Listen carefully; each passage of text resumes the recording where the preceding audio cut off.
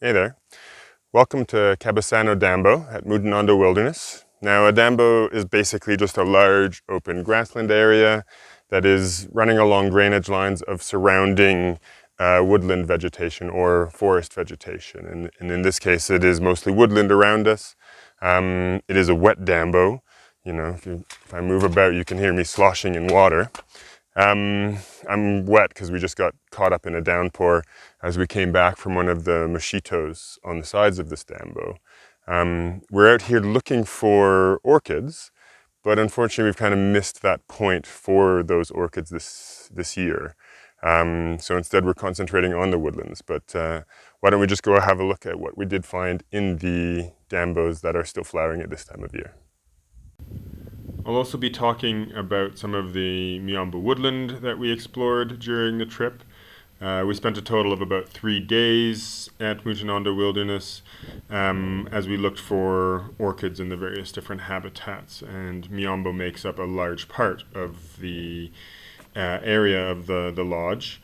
And then in addition, we'll talk about some of the vegetation on some of the Inselbergs, and these are quite interesting and in many cases stunning habitats that essentially occupy these large rocks that extrude from the ground. But first, we'll start with the Dambo grasslands, and these are usually large open areas, slightly low-lying areas that have drainage from the surrounding woodland into them, and these are mostly grasses and sedges that occupy the areas with sprinklings of other forbs and herbs as well. They can be quite dry, or they can be quite wet with standing water, sometimes for a good portion of the year, sometimes for almost the whole year effectively. And that can sometimes make them actually quite difficult to walk through. But they do have these fantastic, beautiful flowers. Like here we have Brachycorythis buchananii, a lovely orchid, a fairly small orchid by most measurements, but a lovely one nonetheless. And then quite commonly in some of these dambos we have sedges, and here's a fairly colorful sedge, an Ascolepis species that was lovely to come across as well. And we will have subshrubs and the like, and here is Aeollanthus engleri, if I remember correctly, with nice kind of shots of purple colors in there as we go along. And we will also come across other elements within the Dambo, like this Protea savanna, that essentially is almost in a section of the wet side and features quite a number of specimens of Protea welwitschii growing quite happily and in some cases flowering in them so as well. And the odd ones too with this Orthochilus odontoglossus flowering as a wasp potentially pollinates it here. So there's so many things that you can kind of find in different areas, but you have to walk quite a distance to see everything. Up on the drier reaches of some of these Dambo grasslands, we got things like this odd-colored Crotalaria cornetii, one of the few species that isn't yellow in the genus Crotalaria, and a lovely one to come across as we were there. Again, on the upper dry edges, we came across this Aeollanthus subacaulis, a low-growing member of the mint family that doesn't mind actually having its feet in quite wet situations as well. These kind of habitats, the Dambo grasslands, are very variable, and from one to the other, you can have huge differences in the floral composition, but ultimately they are fantastic habitat to be able to walk through. The Miombo woodland is by far the largest kind of habitat at Mutinondo Wilderness, and composed again predominantly of Brachycorythis, Jewel Bernardia, and Isoberlinia species, with then a smattering of other woody species. And some can be some smaller trees, as we have here, or quite large, more mature established trees that exist in the mix as well. We were there to see predominantly orchids, and we came across quite a few, like this Habenaria disparilis, which grows quite widespread across Zambia, being in section replicatae with these kind of small insect-like flowers. Then we also have Habenaria uhehensis, another small flowered kind of yellowish green species that blends well into the background, but lovely to come across. And then also Habenaria unselkalkar, another small yellowy green species that one has to be very close to spotting it, but a lovely one to come across. By contrast, Habenaria gonatocyphon is a very large flowered species. This is in section ceratopetalae. It produces usually fewer flowers per inflorescence, but much larger ones. And then in the same section, Habenaria clavata, again, is quite similar. And it produces a fantastically sweet fragrance in the evenings to attract the hawk moths, which would be coming around to pollinate it. And then on a slightly different note, in another section, in the section Diphylae, we have Habenaria macrura, which also attracts hawk moths, although it didn't produce any discernible smell that we could come across. As for then some of the smaller orchids, we have things like Disparilis catangensis, which only stands about 10 centimeters tall and produces usually 1, maybe 2 flowers per inflorescence, but has a lovely little pink flower. And then things like Liparis nervosa, a very common and pantropical orchid that grows not just in Africa, but also in parts of North and South America and Asia. The woodland is awash with other things and not just orchids.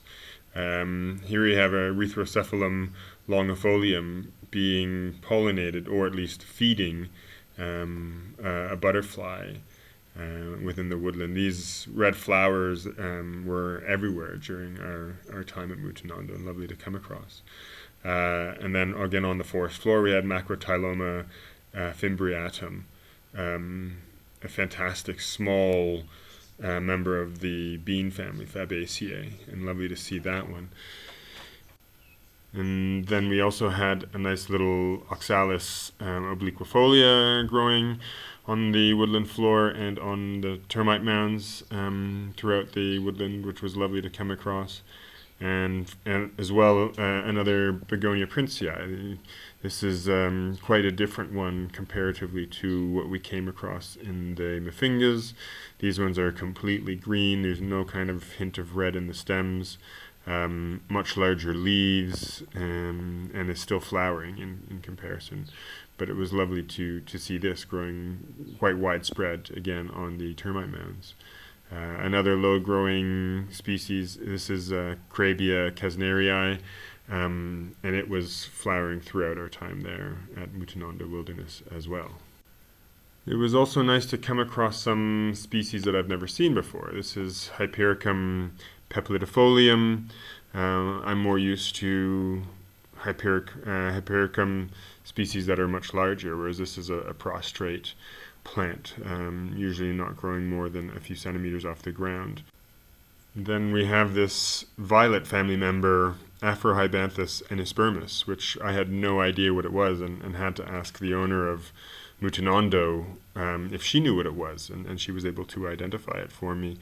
It was just fantastic to see. Then this species of chlorophytum, which I've still not been able to identify, and will send away to the chlorophytum experts to see what they kind of think. But there's just so much new stuff that you can come across.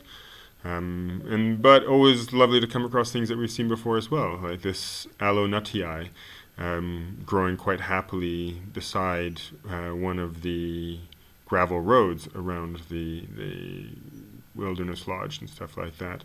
But a lovely bright of orange color in amongst the green. And then ultimately some of the Schlepidoideae species that we came across. Here we have Glossostelma spathulatum, and this is probably one of the most stunning plants that I've seen across Zambia in my travels. I've seen this in other places, but this floral type at Mutinondo is by far the most spectacular, with the mottled colors to these flowers. And then another member in the Ascolepis subfamily, we've got Pachycarpus lineolatus, which was my first time to see it, and we saw it in quite a few numbers, and that's always nice to see as well. But ultimately, the Miombo woodland is just such a joy to walk about. You get fantastic plants, you get fantastic forms of the trees, as we see with this one here. There's just so much to see and cover. It's just such a lovely space to visit. So I'm now standing on a really large rock. These are the Inselbergs that are around Mutinondo. They are a very interesting habitat. Basically what it is just this massive kind of domed rock, and you have little areas where soil pockets will build up, where plants will get established. Some things are specialist, growing specifically on these kinds of habitats. And after a rain like what we've just had, what we will do is you generally get the kind of runoff that happens. And as water moves down from the top, coming down the slope towards the bottom. And that then feeds all the plants and other wildlife that exist on these kinds of habitats. You know, a very kind of specialist one that we have here, beyond things like the normal xerophyta and whatnot, is this Myothamnus flabellifolia, I think, if I can remember correctly. This plant, even though it is kind of slightly woody, literally dries out during the dry season, and then within a few hours of having been wetted again during the start of the rains, it will green up. So it goes from being brown and looking kind of dead to green and vibrant again in a very short period of time.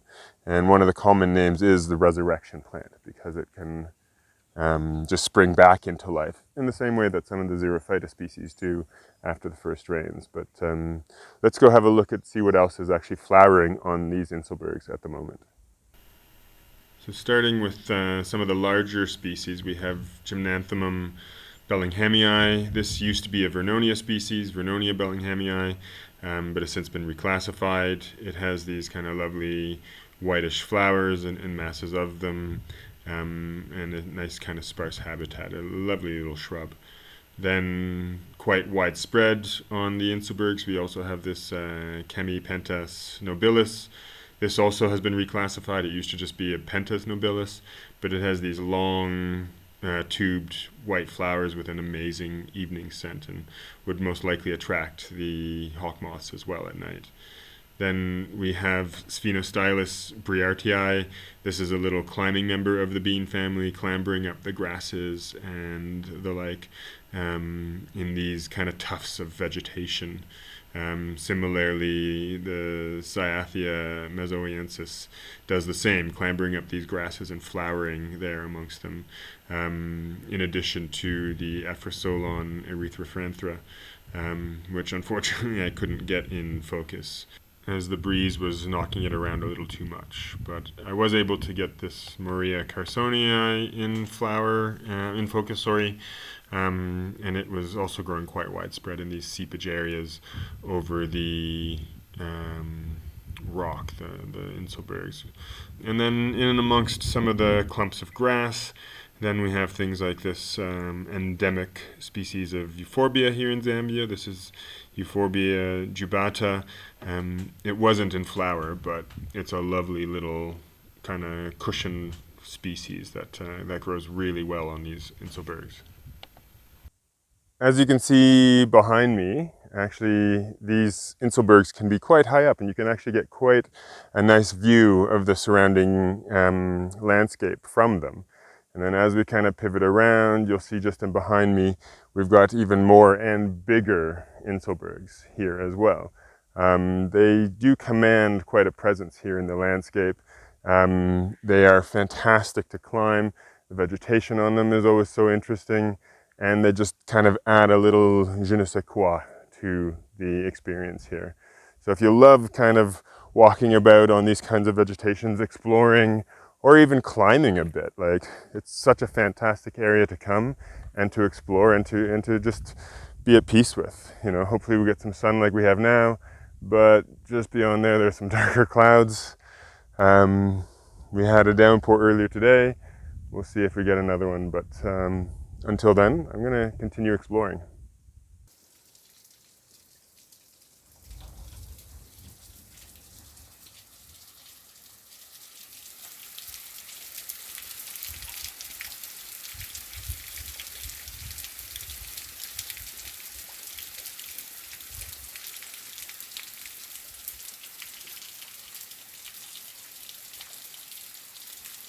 If you're going to be visiting Mutinondo and want to know more about the vegetation, there are two fantastic books written by Dr. Kai Volleson of Kew and one of the owners, Larry Merritt. And this is all based on collections made at the lodge over the years. These have fantastic pictures, they've got descriptions. These are a great reference for not just the plants that grow at Mutinondo Wilderness, but also plants that grow in other parts of the Zambesian Miombo woodland.